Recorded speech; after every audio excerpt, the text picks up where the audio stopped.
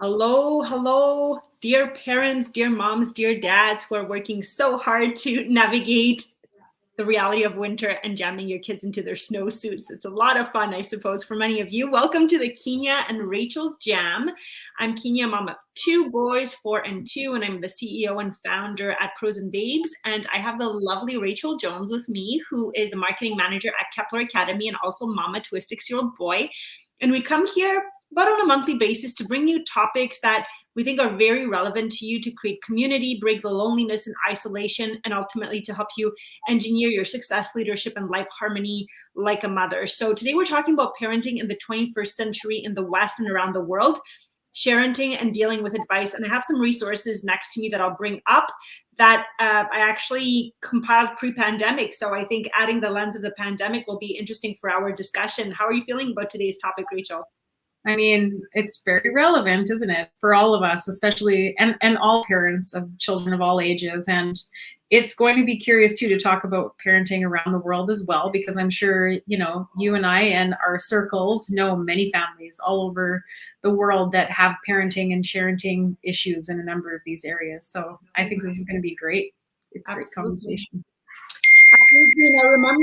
And I remember exploring this pre-pandemic in groups I ran with moms in person. So we would meet with moms who had children. They were on maternity leave most of the time. And so it was a really interesting topic to see how we make parenting decisions as a new mom or as a new dad, because everything is so new and you're adjusting to the new reality of, first of all, like the lived experience, the bodily experience of being a parent, and then having to make so many decisions that you've never made before, from material things like which gadgets to use and not to use, how to approach sleep, how to introduce solids, and then obviously later childcare. But then there are also values and visits from family, when family can visit. Like, you can be in decision overload all the time. So it's so much.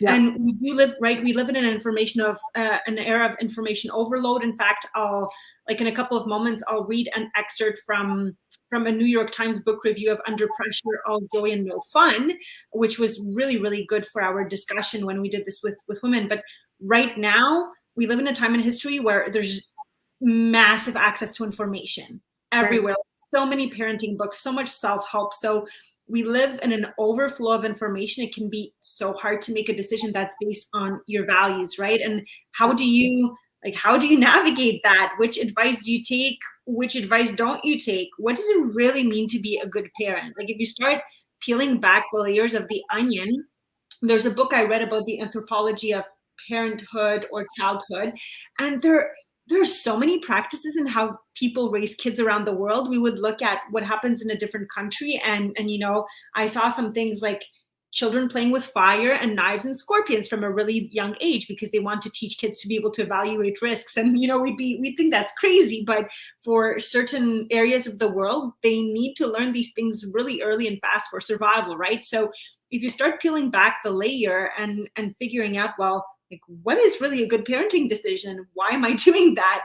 It's not that simple. So Rachel, your son is 6, I suppose, going on 7. Can you speak about your experience becoming a new mom and navigating those choices and how that's evolved for you over the years, how you've grown in confidence, what was easy, what was hard, like any funny stories you want to share with the audience? Totally. Good. I mean, I've never had to teach my son how to kill a scorpion. I imagine, some things are necessary and some aren't. And I guess that would be my key takeaway, and just thinking about my experience through the years too. I think that when we have a child, or at least when I had my baby, I almost thought that there might be a manual or something that I could pick up that would tell me this is how you do these things. And actually, I was gifted a manual. It was Canadian toddler, how to raise your toddler in Canada, the Canadian toddler, guidebook. And it's great to get those things and learn how to, do everything and anything under the sun. But then I realized after I started doing these things that it's like anything else in life. there's no rule book. Like, you're the parent, you're behind the wheel, and really what you're doing is you're leading that, and you're taking care of this little one. And it includes everything from your career to how you raise your children. We're all influenced by the values that we learn as children, the behaviors that we saw from our parents, and we're only doing our best. My mom stayed with me for 3 weeks. She taught me and supported me with everything from breastfeeding and, making sure I'm eating properly, nutrition after, and rest, and how am I going to, get my laundry done, and how am I going to care for this little one, and then further on down the road, when my mom had to go back home, my child caught a virus called Six disease, and it was these cute little chicken pox all over his body. And as a mom, I'd never seen this before, and I go, what do I do? Did I do something to my child? Did I take him somewhere he shouldn't have been? Did I not, XYZ, right? So I go to the doctor and I figure it out, and then I learned that other parents have had the same issue or the same virus. So a lot of the time, things that you learn, and now that I look back and I speak to other moms who have younger children, they might even have had their second child and never experienced this something that I experienced. So I feel like the key takeaway is, for me, or reflecting back, is that there's no right or wrong way, and there's no way you can learn it all at once. There's no rule book that you can pick up and read that gives you all of the answers. You kind of have to move through it and live through it to figure out how you would react in certain circumstances. And it's constant learning, just like anything else in life, and giving yourself grace when you're making mistakes too, because we're all human. We all come from different backgrounds and cultural backgrounds. Yep. And those cultural backgrounds impact how we communicate with our partner. They impact the role that we play as a new parent. They impact how we deal with, different mistakes and different things that we make. Everything, even from choosing whether or not to use cloth diapers to, any kind of decision that you're making, or any kind of reaction that you might have to a certain circumstance. And now that my child is 6, things are a little bit easier, but I'm still finding things that are popping up that I'm learning how to parent through this parenting and sharenting, right? So I may have a 6-year-old, but what if he said something inappropriate at school, or he was being silly and saying silly things that he shouldn't say with his friends at school? I've never dealt with this before as a mom. I still feel a little green, even though I have a 6-year-old, and I'm trying. There's no rule book. I mean, what rule book do I pick up?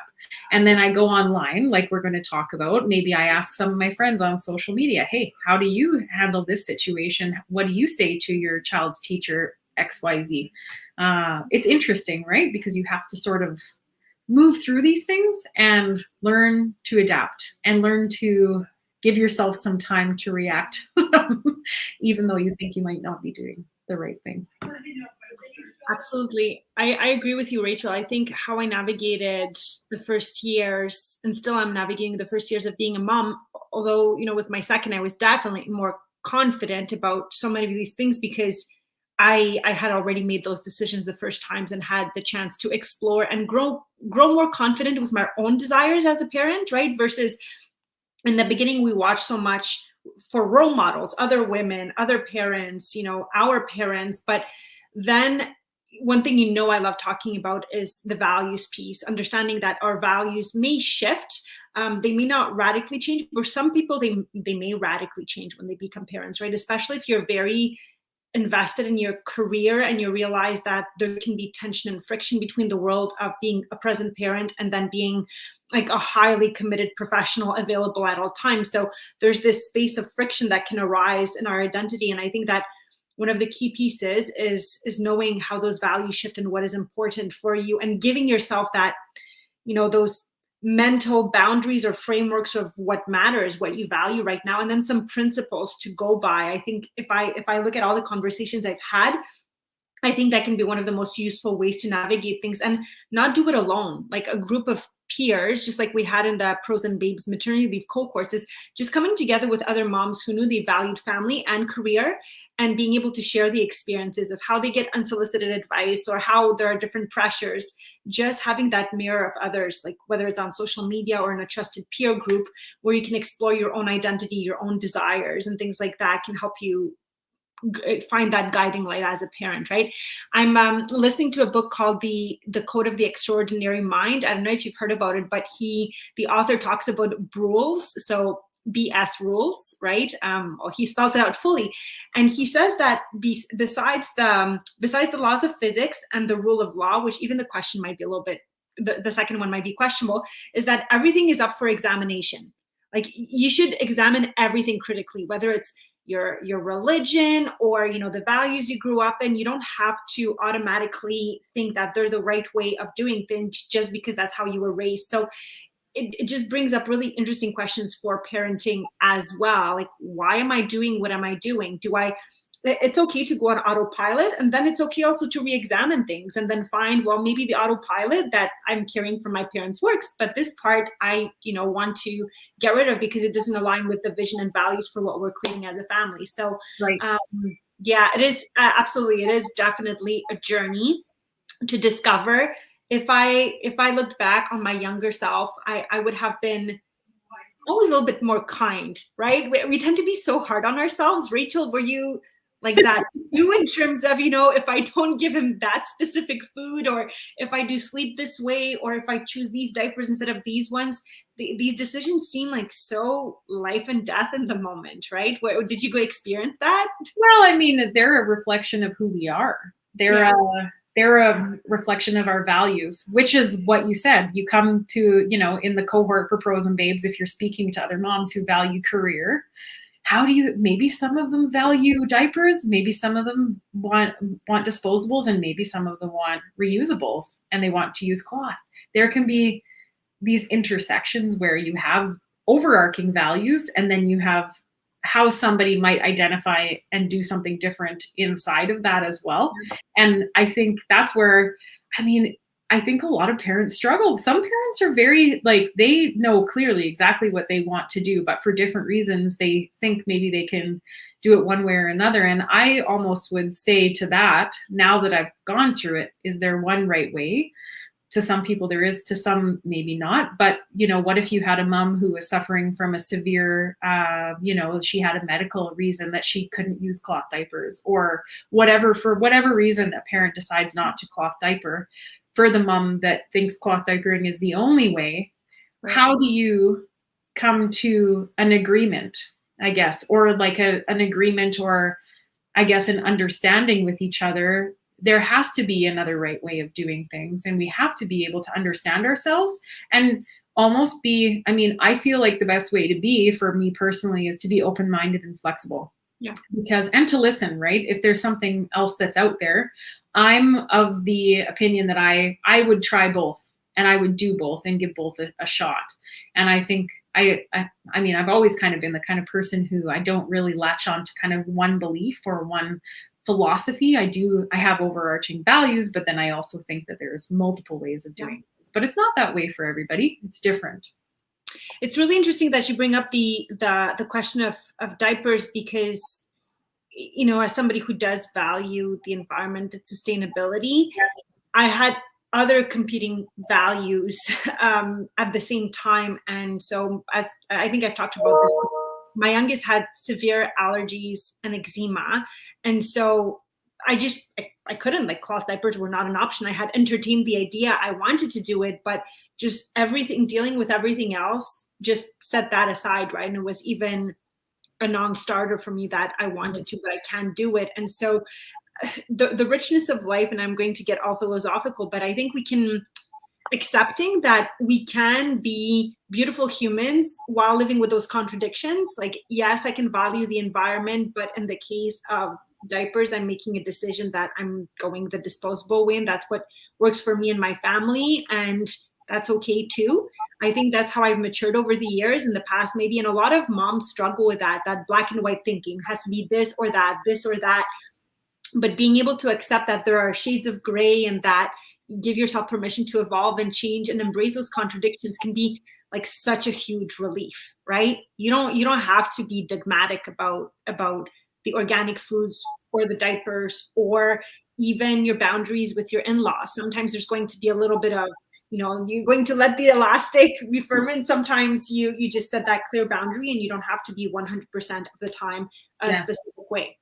Right? Yeah, bring up so many great things in the material and in these workshops because, it's interesting. A couple of questions that you have here are talking about social media and, is it making parenting harder? And also, is parenting more difficult now than it was in the past? So it makes me think again, using diapers as an example, in the 1940s, I think cloth diapers were the only option. Maybe I could be wrong.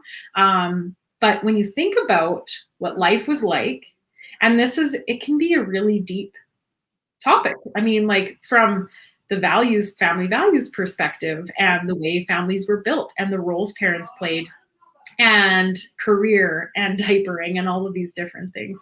Back then, there was no discussion around whether or not you were using disposables or cloth. And nowadays, we have access to so many options that we tend to still build our values and what it says about us as people by what type of diapers we use. And I guarantee you that parents also, like other moms and parents, look at other parents and maybe pass judgment based on the decisions or choices that other parents are making as well, without thinking of other complexities that go along with it. And I feel like that is how parenting has changed so much, not just with access to technology and communication, but also access to products and access to services and access to, just all of these things and dealing with advice. So some of the advice that we're getting are from people who raised children in the 40s and 50s and 60s, maybe. In different contexts, yeah.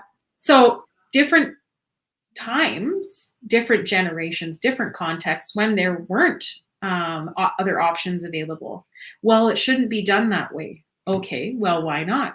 So maybe we need to be a society that's open to change and more adaptable and more agile, more flexible when it comes to parenting. We need to be, because this is who we are becoming. It's who we are as a society. Yeah.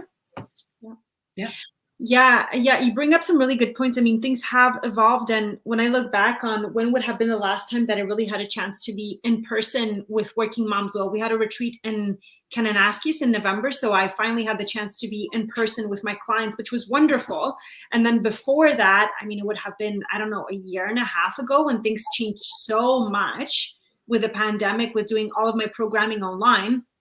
And one thing I'm noticing, and I hope that that might be comforting to our listeners, is that moms are really grappling right now, and possibly dads too, although I have a more intimate connection with working moms, is I see many of them are in high-powered roles and they're showing up, doing the job, but behind the scenes, many people are grappling with very difficult emotions and states of being. Yes. And so we're forced to carry very contradictory emotions. There's been many deaths and many people experience anxiety or depression and still show up, right? And so we're carrying all of those, I think, paradigms of, as women growing up, we were told we could have it all, but ultimately nobody created a ground where we could feel good doing it. And so I'd say the majority of working parents I see face significant levels of discomfort in the reality, whether through sleep deprivation, mental health, like physical ailments, dealing with grief and all of that,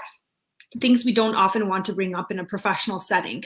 But there's that internal tension people are navigating of like, how do I continue? How do I go on? And what I've started paying a lot more attention to, I'm a big fan of experts, Rachel, like I talk about that, getting expertise and potty training, sleep, all of that. I've started paying a lot more attention to my own body and listening to my body's wisdom. I think we become so good at shutting that down to perform and show up and just kind of survive that we repress our feelings, we repress our emotions, and illness can creep up. So Right. also for myself, saying that I've started using a lot more tools, talking to my body, talking to my nervous system, using techniques like tapping, just words like somatic, right? Paying attention. And I would encourage the moms and the parents listening to do that as well. And that goes to the parenting piece as well. We're used to seeking, like, we want the best data-driven information. We want the science. We want the information about how to raise the best, most competent, most emotionally aware, most yogic child. In that process, we can forget to trust the wisdom of our own bodies. And I think there's something to explore in 2022. That's one of my goals for 2022, to pay more attention, to even sit in stillness with my body. Oh my gosh, am I saying that? That seems so strange. That makes me think of how that will be accomplished. I have to like go take a class or make sure that somebody's forcing me to do it, or else it doesn't get done. I know I've worked with an accountability partner for that too. She's telling me I should sit for 4 hours in silence. Regardless, that's another conversation and scheduling for another time. But how do you feel about the idea of, when we're talking about parenting and pleasing others and listening to our parents and influences, how does the idea of listening to our own body, our own wisdom, our own experience, how does that resonate with you in terms of parenting philosophy? Well, yeah, I'm just thinking of so many examples. Every time there's something that happens, you're looking up a solution to it instead of asking yourself how you might react to it or what you might do. Seeking other opinions and seeking other answers, when really the answer is, you can usually navigate yourself through it if you just take your time. And maybe too, that whole concept of second time parents and even third time parents, it makes me giggle, because I know families who have 3, 4, even some with 5 kids, mostly 3 and 4 kids, how when you have more children, parenting gets easier, and you do trust yourself more and you listen to yourself more because you've been there and you've been through it and you know how to guide yourself through it. Yeah.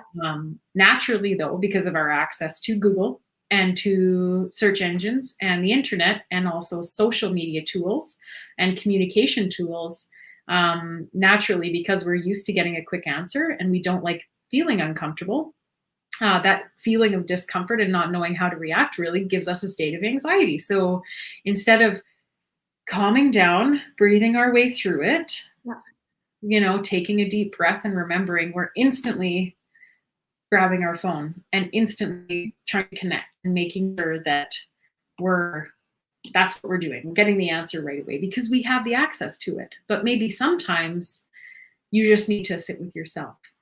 I don't know. I mean, how I feel about that, I'm still trying to figure that out. I just started up yoga again because I feel like I need to do that for my own body. Things that after 2 years you forget about it because you're busy performing, busy being a parent. We forget about ourselves and we forget about what we need sometimes. But maybe what we need is really simple. And it's just fresh air, breath, tapping back into yourself. You do your walks in the morning, you have your morning rituals, trying to stick to something as much as you can and forgiving yourself when you can't. Taking time to go on a retreat and meet up with the folks that you connect with on a regular basis. You need to go and do those things and remember who you are. And if you can't afford to go on a retreat, you find time to have a day to yourself. Like, you just try and set aside a whole 24-hour period where you can be on your own or do something for yourself that will help, because parents forget about these things. And it is a challenge. It's a challenge. It can be a big challenge. It's a challenge for me, but I'm trying to do it more because I'm realizing that, there's no better time than the present, and I need to make use of my time wisely, and it's valuable. Absolutely. Absolutely. Yes. The 24 hours to yourself, it should seem like a no-brainer. It should seem like a no-brainer. And I talk about it with moms in the Mom Bee program all the time. Before you go back to work from maternity leave, make sure you have something blocked quarterly. And many women resist it. They resist it so much, like, well, I can take 2 hours for myself, I'll go for my nails, and I tell them, the first time you really take time for yourself, your body will likely just crash. You're just going to want to catch up on sleep. So building it as a system of self-love and self-care is so critical. And we will make better parenting decisions from a place of self-love than if we're constantly on go, go, go, go, go mode. Rachel, what are you seeing too? And obviously in your area of work, you see so many different families from so many different backgrounds, right? Different cultures, different traditions. Some of them have been in Canada for their whole lives, others perhaps less. So what are some things you're noticing that are really common and you see as a theme in every family, no matter where they come from? And what are some things that you see that are really unique in how people approach parenting and choosing childcare? That's a big question. Sorry for that. Well, no, I mean, a common theme is uncertainty, maybe sometimes around what's best. But I think for the most part, more commonly, parents feel really good and really comfortable and know that they need support. That's a no-brainer for sure. Right. I think it's like, I thought it might be the other way around when I first joined, like over 4 years ago, before I was in this line of work. I thought it was more common for parents to feel more anxious about it. And I think parents do have a level of anxiety around childcare, but childcare is really a no-brainer for the vast majority of families that we work with. Like, it has to be. There's no way around having a career and doing this without that. And I think we're seeing that too in our world now with this new announcement from the federal and provincial government.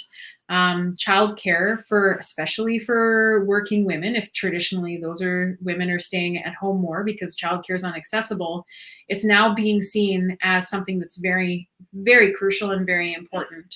For example, we might have people who have twins or 3 children want to access childcare with us.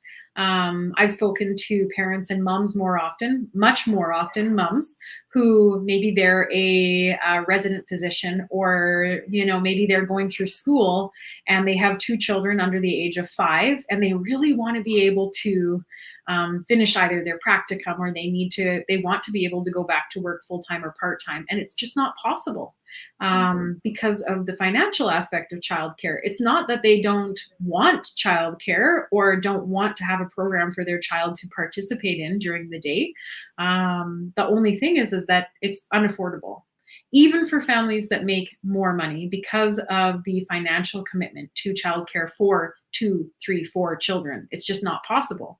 Now, when you make childcare more affordable and when the government steps in to support you with that, now you have doctors and lawyers and nurses and women of all professions, accountants, STEM, engineers, scientists, you name it, teachers. You have people going back to work because they can afford it. If they have 3 children under the age of 6, how can they go? They can't. I mean, it's not going to work. So I feel like a lot of the time parents, like, for them, childcare is a dream that they hope to one day have, but for the time being, financially, they're just going to not go forward with it because it's not attainable. So I think that's a theme that I've seen. It's not that they don't want a program for them, but when they have more children, it's harder to access. And I can't remember the second part of your question. Was it? It's one of the things that are actually really unique and different when it comes to making parenting decisions, or things that you've discovered, and the variety of parenting approaches and techniques that you might have noticed? Maybe when it comes to nutrition, that's one that's interesting to me. I think especially, just the variety of different backgrounds there are, dietary needs, and definitely from families all over the world. We've had families, I bet you, from every country, and tons of families that don't have any dietary needs whatsoever, and then some that are strictly vegetarian or strictly kosher, halal. And for nutritionally, especially from that perspective, I find holistically programming is very accepted. Parents are parents want educational care. They want care with wraparound hours. Like, they do want childcare that's not just a 2-hour program and that their children come home. They want educational care for their kids that's of high value and they want it more than just 2 hours. So that's obvious. But when it comes to nutrition, sometimes those are more unique needs. So most families, they really love the fact that if like a childcare center like ours has more emergent programming, so it's based on children's interests and also has a certain curriculum they love.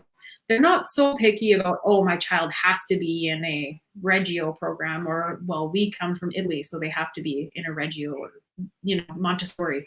A lot of parents really value that and really love that approach, but more so dietary it's interesting. I don't know. I found it really, really cool. And parents do really value knowing what their children are eating during the day and how that's fueling their bodies. And that's a part of self-care for children, just as it is for adults. So what we feed children really matters. And even as adults, you know, if we pay attention to what we're eating and we fuel ourselves properly, it definitely pays off.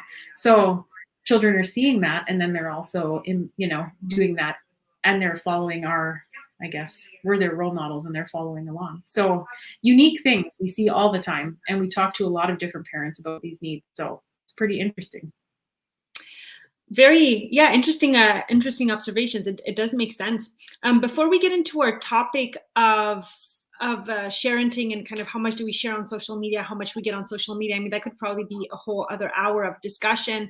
I wanted to say, observing women and working with women and parents for practically 4 years, right, and having these intimate discussions, my hope is to really build up the confidence that working moms have a very specific talent to share with the world. I think the intersection of being a parent in the 21st century and also navigating the very real challenges of being a mom in the work environments, it can feel so challenging, but also positions us to find new solutions and bring a new voice. And so my advice here would be, you are more powerful than you know. Trust your inner wisdom, listen to your inner voice, speak from a values-based perspective, speak from a place of a vision of what you want to create in the world. That's my mission here at Pros and Babes, right? I want to give more power to moms. I speak to so many super smart moms, and I wish they just amplified their message tenfold. You know, I just wish that they talked about their vision for the world and life. And so that's what I'm encouraging you to do as kind of my piece of advice from the parenting in the 21st century is your voice matters. Like your expertise matters. You have that inside of you, right? So that's my main piece of advice. Let's just tackle for a couple of minutes the idea of sharenting. And so whether we choose to share information about our children in social media or not, creating that digital identity for them from a very young age, it can be kind of scary. I mean, I have an online business. I share a lot about being a mom online. And so I made that decision early on, but there are some parents who are very, who do not want to share anything about their kids online and social media. So what are your thoughts? What's your experience with that, Rachel? Again, there's in my opinion, there's not one wrong or right way. I think there's different ways to make that decision for your children. And then obviously the legal landscape is going to evolve too. I think we'll have to pay attention. But what are your thoughts on the topic as our final question for today? Well, this one is so crucial. And I think it all has to do with giving advice. So you have dealing with advice here, but giving advice. Really interesting thing when I first started mom blogging was my position I wanted to take on what am I sharing and how am I sharing it? So I wanted to be very careful to not give advice. And if I gave advice, I wanted to make sure it was factual. Yep. So as a blogger who I identified myself as an online hub that had information about families and resources for families, working now in childcare for 4 years, it all has to come back to factual information. Of course it does. And being a resource hub for families, finding information on nutrition that's true and factual and supportive, not being judgmental, not taking a specific position on something that, there's thought leadership and things that we believe. Oh, sorry, one sec, Kinia. As my phone is ringing during our live stream. Oh my gosh. That's live. Sorry. It's hard. No, this whole giving advice thing. And also when it comes to sharenting. So when people are sharenting or they're sharing information about their children, there's a couple of ways you can do that. I think that sharenting, when it comes to giving advice, either it's unsolicited or you're saying it's the only way things should be done, it can be dangerous. It's not. So and my experience over the last sort of 6 years with this is I started blogging and sharing information about how I might parent, and then I backed away from it quite a bit personally about how I would parent, because I didn't want to, I guess, I don't know, pigeonhole other families or make them feel like their decisions were wrong because of XYZ, or, hey, I'm sharing these products because they support moms in, breastfeeding, and breastfeeding is best. And then all of a sudden I'm alienating a group of moms that don't feel that way.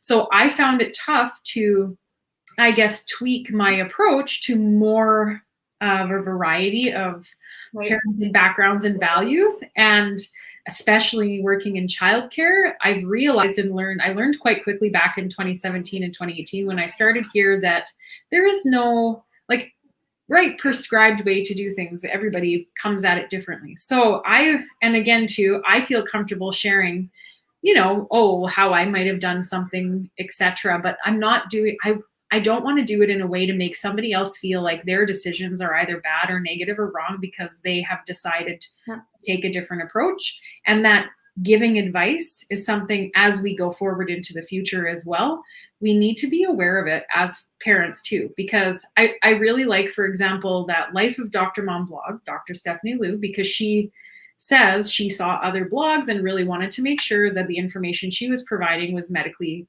factually based. And I like that. I think that it's a positive way to approach a subject like parenting and motherhood. And when it comes to this, you do need to listen to your inner wisdom, and you shouldn't read things, that make you feel either inferior or the decisions that you made are wrong because somebody else, decides differently. So, it's a tough topic, and it's something that I've had to really audit in my own life and make sure that other parents know that I don't feel like I wouldn't be telling them, I'm not sharenting to tell them there's some right way to be a parent and be a mom. Absolutely. Or have a career and work and have a career. It is a difficult question, and the attitude I hope I bring to the table, and I think I bring to the table, because this month in the Mumby program, our topic is family life. So we're asking a lot of questions. Yeah. What I do, and my background is in communication and investigative journalism, is I encourage people to ask really good questions and to think about their life in categories. So who do you want to be as a parent? What do you want your kids to say about you, right? What do you want to keep from your heritage and tradition? What do you really value? What do you think you'll set aside because you feel like it was really not beneficial to you? How are you making sense of things? How do you want to raise your children? Is resilience important to you? Is religion important to you? Is a love of nature, is being kind of number one in the world important to you? Is performance important? How much are you going to engage your kids in decision making? All of that, right? So getting really curious, asking really good questions, thinking about what is your end game. I love the 25-year vision because it allows to zoom back and think, well, what are some really important things for me? Health, maybe building wealth so I can ensure good experiences for my family, my relationship with my spouse, being values driven. All of that can be, you can ask yourself the questions, plop a vision there, and at least feel like you are moving in the direction that's aligned in a way that nurtures your heritage, that perhaps aligns with where you are right now. Like in a country like Canada, we have so many different cultures. We're such a young country. Yeah. I come from the old continent, Europe, where, there's centuries of tradition and ways of doing things. And some people come from cultures where it's even further out, really. So, right. So we carry so much in our DNA. And I think that we can't go wrong with curiosity. No. We can't go wrong with reflection and strategy as well, and then kindness, grace, and self-love. Self-love is a really good place to start to have all of that. So thank you. And somebody says here, love both of your acceptance of different parenting approaches. Thank you. So I appreciate the comment. I'll check who's saying that after in Facebook. So Wonderful. Wonderful. Well, it's always so nice talking to you, Rachel. So for our listeners, Rachel is the marketing manager at Kepler Academy. They are a leading childcare provider in Alberta. I don't know, since the last time we talked, if you expanded beyond Edmonton. I mean, I think you're Edmonton an area and then possibly going even beyond, but you're really setting a standard when it comes to childcare. And then here at Pros and Babes, we're really pioneers in terms of education and community for moms with demanding careers. And so we like to give you that structured approach, that creative problem-solving space to help you grow personally, professionally, and also financially. We're really excited about the tools we've been able to create in the community to help offset the quote-unquote motherhood penalty and the $1 million wealth gap, and like turn motherhood into your greatest advantage, right, in your personal and professional life. You're a trailblazer. To completely, I love it. Yeah. Any last words before we end the live show today? No, I'm so glad that you brought this topic up, and I think it's extremely complex, obviously. I feel like under a few of these umbrellas, we could have an hour or two discussion on each, and I think that it's important to just keep pursuing whatever that is that you want to, because there's always a way forward, and lots of support out there, incredible programs like yours that can help moms. So this is amazing. I love working in these lines of work. Isn't it wonderful? It feels really good. Absolutely. We're really lucky. Well, thank you so much, Rachel. I will see you backstage. Sounds good.